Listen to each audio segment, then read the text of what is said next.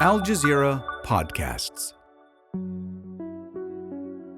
I'm David Enders, and this is The Take.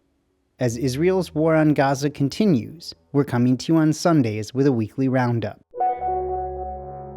This week, 326 days into a ceasefire, Israel has killed at least 1,285 Palestinians in Gaza. A U.S. envoy met with Hamas's leadership. Israeli settlers continue to terrorize Palestinians in the occupied West Bank.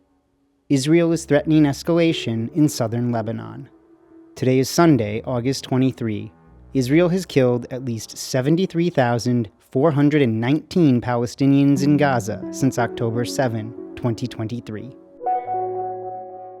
On Sunday, August 16, U.S. envoy Jared Kushner met with Hamas leader Khalil al-Hayya in Egypt to discuss the next steps of a ceasefire plan. On Monday, he also met with Israeli Prime Minister Benjamin Netanyahu, who has rejected the current framework proposed by the U.S.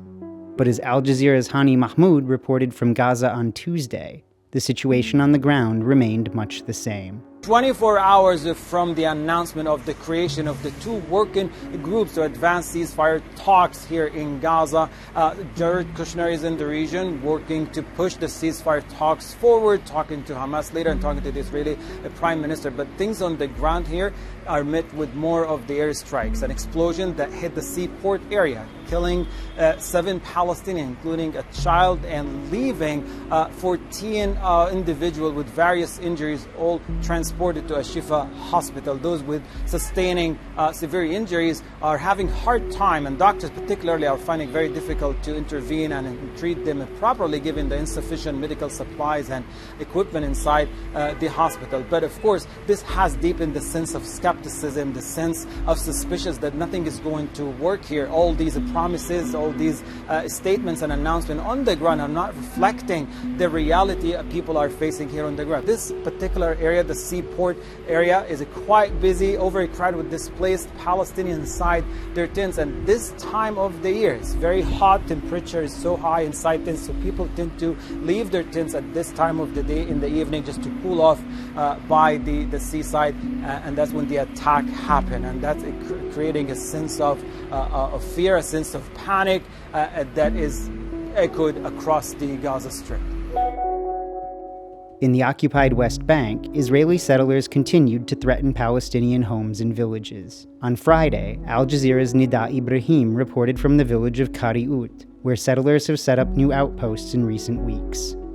The recent increase in settler violence is happening in Area B of the occupied West Bank. This area falls under partial Palestinian control, and landowners have permits to build here. But this offers little protection to Palestinians. Driving through Qari'ut and the neighboring village of Jalud, we see at least 11 homes occupied by Israeli settlers or soldiers. It's evident how life is becoming more difficult and dangerous for Palestinians. This field you see here is considered Area B. It has olive trees, Palestinian olive trees, yet the Israeli army prevents Palestinians from using it. And just months ago, Israeli forces uprooted these trees. Some dated back centuries. People who have homes are living in constant fear. Dozens of families have been forced to leave their village, some outside the occupied West Bank altogether. People say the land is the target, it's the goal. And it doesn't matter if it's classified as Area A, B, or C. They say Israeli authorities are working with the settlers, creating a coercive environment so Palestinians will eventually leave. Israeli attacks escalated in South Lebanon amidst reports that the Israeli military is preparing a new offensive there. An ostensible ceasefire has been in place between Israel and Hezbollah since April. Al Jazeera's Ali Hashem filed this report on Thursday. There is ceasefire here, but there is a little silence. Israeli drones rarely leave the skies over southern Lebanon, while artillery and airstrikes continue. Israel says it's targeting Hezbollah fighters and sites, but the confrontation is also taking place on the ground.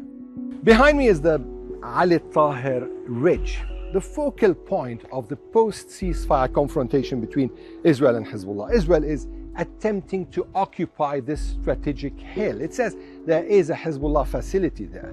Hezbollah is repelling Israeli attacks. Now, over the past several weeks, there have been many airstrikes on Ali Tahir and the surroundings, also on the areas around Nabatiyah. At the same time, there have been reports of Hezbollah attacks on the advancing troops and casualties within the Israeli occupation forces.